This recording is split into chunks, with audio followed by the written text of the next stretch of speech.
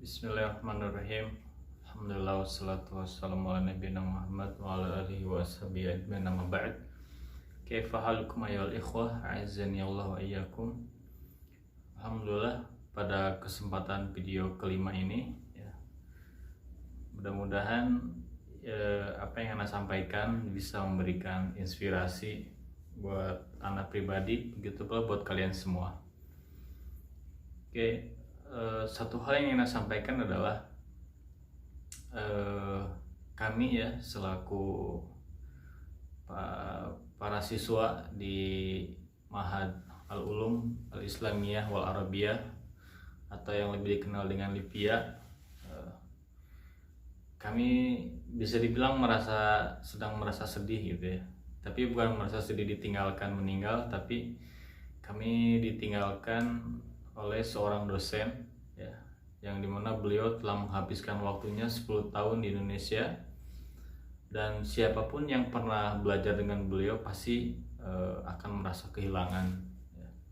Karena kami mengakui keilmuan beliau ya, dan kami merasa senang, bahagia bersama beliau, belajar bersama beliau ya. Itu mudah-mudahan kisah beliau ini ya bisa memberikan suntikan motivasi buat kita semua ya. Oke, jadi di akhir ajaran tahun ini adalah beliau telah menghabiskan waktunya di Indonesia, dan beliau adalah guru dosen di pelajaran mata kuliah hadis ya. Jadi beliau menerangkan hadis-hadis tentang hukum yang ada di kitab Bulughul Maram. Oke. Kitab pertama dari nama beliau adalah, beliau namanya Dr. Muhammad Ajuz ya. Beliau dari Mesir, dan beliau telah seperti yang saya sampaikan menghabiskan di Indonesia 10 tahun. Ya. Beliau itu di antara sekian dosen-dosen kami yang berasal dari Mesir ya. Dan kami sangat mencintai beliau, dan siapapun mahasiswa yang pernah belajar dengan beliau pasti tahu dan merasa senang bersama beliau. Adapun di tahun ini pas kami pas beliau meninggalkan Indonesia. Dan kalau antum pengen ngelihat videonya, antum bisa cari ya di YouTube, dengan cari saja di situ nama channelnya Lukman, Lukman, pokoknya nanti di situ tulis saja Dr. Muhammad Ajuz. Antum bisa lihat orangnya yang mana dan bagaimana. Oke. Mungkin kalau Anda sampaikan bagaimana para sahabat mencari ilmu, atau para tabi'in atau tabi'ut tabi'in atau para imam atau para ulama zaman sekarang, mungkin itu sudah biasa gitu ya, atau ya begitulah. Akan tetapi anak ingin menyampaikan satu kisah yang anak baca dari pesan beliau di grup kelas ya. Ya pada intinya ketika itu beliau sangat semangat sekali dalam belajar ya. Beliau menceritakan bahwa ketika beliau masih kecil, beliau itu sekolah seperti kita biasa ya, misalnya kayak SD, SMP, SMA gitu ya. Nah beliau itu demi bisa belajar, beliau itu pergi ke tempat sekolahnya, itu pergi dan pulangnya itu jalan kaki. Karena ketika zaman itu beliau tidak seperti hari ini yang kita bisa dianterin gitu ya, atau naik bis dan seterusnya. Enggak, ketika itu enggak. Jadi emang tidak ada wasilahnya, tidak ada alat bantu, tidak ada angkutan umum gitu. Makanya beliau pergi dan pulang berjalan kaki. Tapi beliau rasakan itu seperti biasa aja gitu ya. Dan beliau juga ya tidak pernah mendapatkan uang jajan dari ibu bapaknya ya. Dan beliau pun harus menahan rasa lapar dari pagi sampai siang ya. Adapun kita, masya Allah, alhamdulillah ya, kalau kita di Ma'had pagi makan udah disiapin, tinggal maunya, siang udah disiapin, sore udah disiapin, masya Allah, alhamdulillah, binikmati tatimmus sholihat. Akan tapi beliau tidak seperti itu, ya. Beliau itu harus bercapek-capek gitu ya, capek pergi dan pulang, tidak mendapatkan uang jajan, bahkan beliau harus menahan rasa lapar. Begitu pula SMP ya. Ketika SMP beliau mungkin kalau yang punya kakak gitu ya, atau punya saudara lain mungkin bisa membantu, tetapi ini tidak, karena saudara-saudaranya mereka juga sibuk menghidupi keluarga mereka, dan mereka juga di luar gitu, nggak di Mesir. Jadi beliau seperti itu aja ya. Jadi beliau dari SMP dari SD sampai SMA kalau di kita ya, beliau tidak pernah mendapatkan dari uang dari kedua orang tuanya. Jadi beliau bisa dikatakan orangnya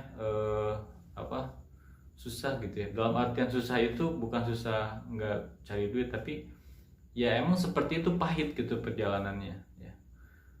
Kemudian baru ketika beliau masuk Al-Azhar ya, ketika beliau masuk Al-Azhar di Mesir ya, baru beliau mendapatkan uang dari ibu bapaknya, dan itu pun bukan buat jajan atau bukan buat beli mobil atau apa, tapi itu semua dialokasikan untuk buku buat belajar. Itu pun terpaksa gitu ya, tapi masya Allah ya, beliau sendiri yang mengucapkan bahwa semuanya itu terbayar gitu. Kapan?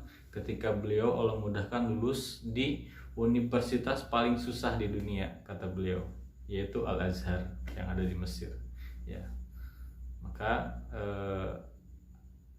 ada kesimpulan yang Nana sampaikan ya, bahwa walaupun beliau bersusah-susah gitu ya, faedah yang pertama, walaupun beliau bersusah-susah pergi pulang jalan kaki, itu lebih utama ya, daripada kita tidak belajar apapun itu ya. Kalau kata Imam Syafi'i, kita lebih baik susah dalam belajar, maksudnya berat gitu ya, dalam 1 jam, lebih baik kita itu lebih baik bercapek-capek dalam 1 jam itu daripada kita bodoh selama hidup kita. Jadi mendingan capek sejam tapi dapat faidah buat kehidupan kita, daripada kita nggak ngapa-ngapain, kita bakal bodoh seumur hidup. Waliyadzubillah. Terus yang kedua adalah dilihat dari ucapan beliau ya, bahwa beliau itu mengatakan susah, universitas tersusah itu karena emang pelajarannya antum bisa tahu nanti ya bagaimana di sana. Anda pernah lihat di sebuah video bahwa di antara mereka ada yang mereka menangis ya, menangis pemuda orang Mesir karena mereka tidak diterima di Universitas Al-Azhar ya. Ya mungkin ini hanya sebagian, tapi dari sebagian kawan juga ada yang ke Mesir diterima dan alhamdulillah. Itu yang kedua. Terus yang ketiga ya ikhwan, bahwa belajar ilmu itu nggak bisa didapatkan dengan badan yang berleha-leha ya, badan yang santai-santaian gitu.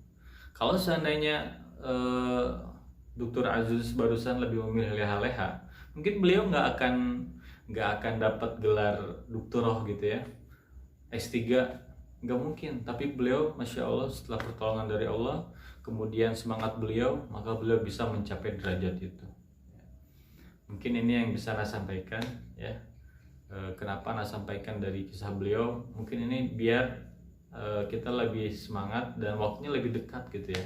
Beliau masih hidup dan sekarang beliau ada di Mesir, dan kita sering berkomunikasi, apakah itu lewat Facebook atau lewat WhatsApp ya, tergantung keadaan. Ana kira cukup, mudah-mudahan itu bisa berfaedah buat Ana sendiri, buat kalian juga, bahwa kita harus terus semangat belajar ilmu ya, sebagaimana dikatakan dalam mahfuzat, belajar itu dari ayunan sampai ke liang lahat ya.